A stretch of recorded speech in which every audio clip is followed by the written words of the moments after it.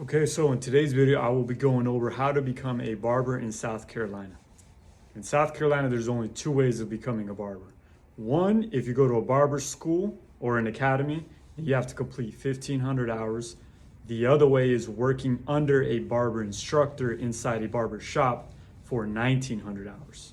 So some of the pros of going to a barber school or barber academy would be the obvious, that they're going to prepare you how to become a barber even if you've never held a pair of clippers before. They will get you ready to pass your state board exams, teach you all the sanitation process. But here's the negative thing I had noticed in barber school, that you're not allowed to keep any of the money that they charge except for the tips, as well as the barber schools, especially in South Carolina, cost anywhere from 10 grand on the low side as high as 21,000 I've seen. A lot of these schools are accredited and they can get you FAFSA, financial help, so you don't have to pay the full amount. The bad thing is that a lot of times they will have a certain schedule. So if you do get financial help like FAFSA, you need to keep up a certain grade point average and a certain attendance.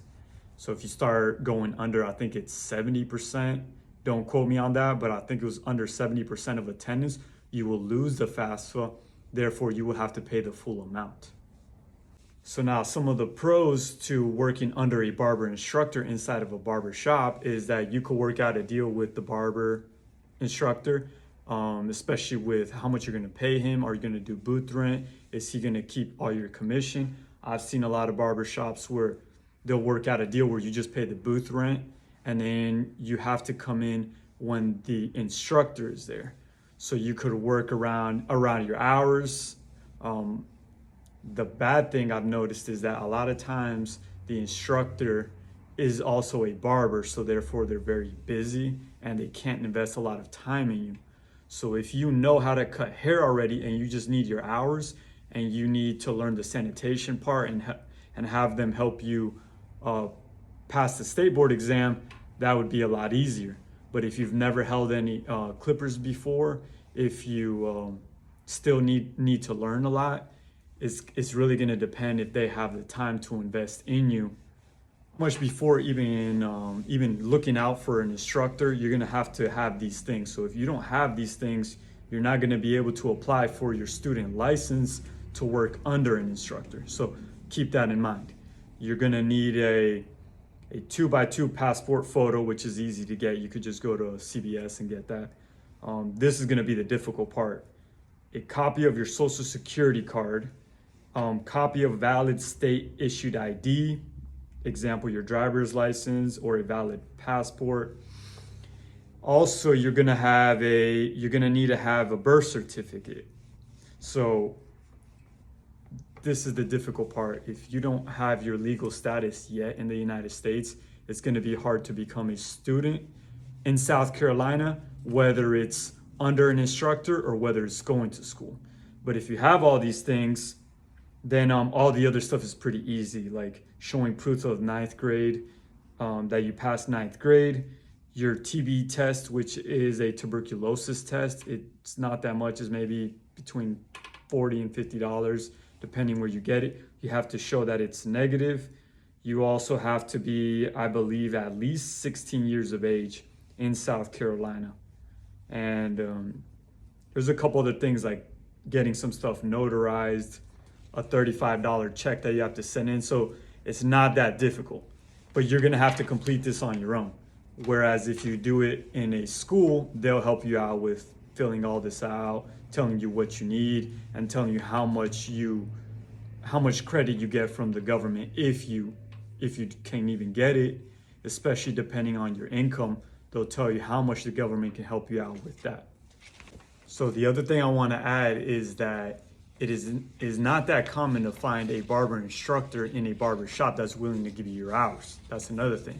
So if you're planning on doing that, I would definitely start to call out of local barber shops that you're planning on going to and ask them if they offer an OJT or an apprenticeship, and make sure that they have their barber instructor's license so that they can turn in your hours every month.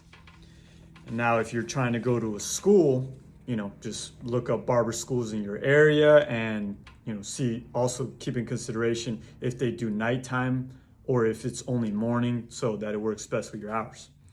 Also, a page that you might want to look, especially in South Carolina, they also probably have this in the states that any other state, but in South Carolina, you want to go on llr.sc.gov. So that's like labor licensing regulations, llr.sc.gov.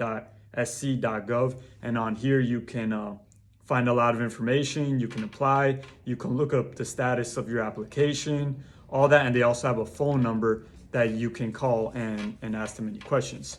Now, I will say sometimes they get some of the questions wrong. So I'd call 2-3 times, talk to different people just to make sure, because it has happened to me before where I've gotten the wrong information from them by calling.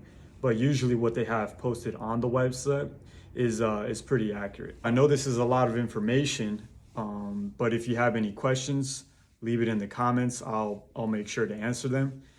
And I do want to recommend, if you're thinking of taking barbering seriously, the sooner you get your barber's license, the better. Because I've noticed over the past few years, there's a lot of barbershops, they will take you without your barber's license, but they will take advantage. They'll charge you more, or you have to come in later. They'll usually say, hey, come in after 6 p.m.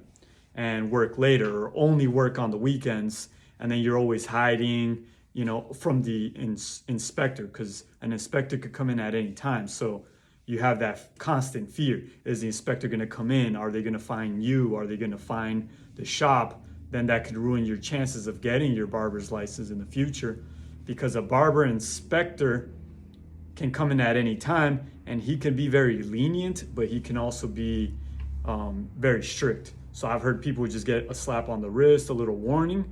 As far as I've heard some barbershops, they get shut down, they get fined. So you don't want to risk that. So if you're thinking about taking your barber experience and your barber career serious, and you want to take it to the next level, I definitely would recommend getting your barber's license. So whether you go to a barber school or you get your hours under a barber instructor, there's no way around the exam, the final exam. So you're going to have a practical, which is a hands-on, and then you're going to have a theory, which is a computer test. So you better be prepared, whether it's at a school or under a barber instructor.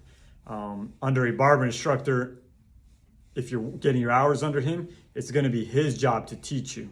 Some of them, they don't teach you that well. So I would recommend going on Quizlet and studying everything that's on there, buying your own barber book if the barber instructor doesn't already, enforce that. And just make sure that by the time you're done and you get your hours, whether it's through barber school, which through barber school, hands down, you'll be ready. But under a barber instructor, you're definitely going to want to be ready. And if they don't get you ready, you're going to have to get it on your own, because they might just say, hey, just pay me booth rent, get your hours, and that's it, which is not the right way, but some barber instructors will do that as well. They just want the hours, they want just to get paid for the booth rent, and then everything else is on you. But if they're doing their job the right way, they're going to be teaching you how to pass the test. So if you have decided to become a barber, I want to say good luck on your barbering journey, and I'll catch you on the next one.